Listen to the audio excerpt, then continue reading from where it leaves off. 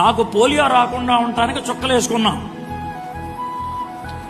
ఎంత శుభ్రంగా ఉన్నాయి పదాలయో. చుక్కలు వేసుకున్నా ఇక పోలియో రాదు. దోమల మంది వేసావు ఇక దోమలు రావు. వాక్యం లోన పడేసావు, శోధన వస్తుంది, కొట్టుకొని వెళ్ళిపోద్ది. నువ్వు శోధనకి పడిపోయావంటే లోన ఏం లేదని అర్థం. అది విషయం. సో ఈ వ్యక్తి చేయాల్సిన పని ఏంటంటే రోజు బైబిల్ చదవడం నేర్చుకోవాలి.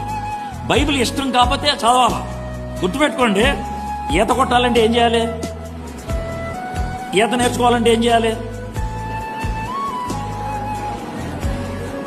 ఇప్పుడు ఈత కొట్టాలంటే ఏం చేయాలంటే ఈత నేర్చుకోవాలన్నారు, బాగుందండి. ఇప్పుడు ఈత నేర్చుకోవాలంటే ఏం చేయాలి? ఈత నేర్చుకోవాలంటే ఏం చేయాలి? ఈత కొట్టాలి.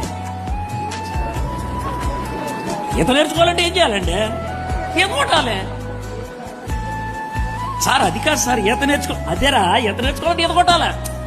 అలా కాదు సార్, నేను ఈత నేర్చుకోవాలంటే ఈత కొట్టాలి. ఈత కొట్టకుండా ఈత నేర్చుకోవచ్చా? బైబిల్ చదవకుండా బైబిల్ నేర్చుకోవచ్చా?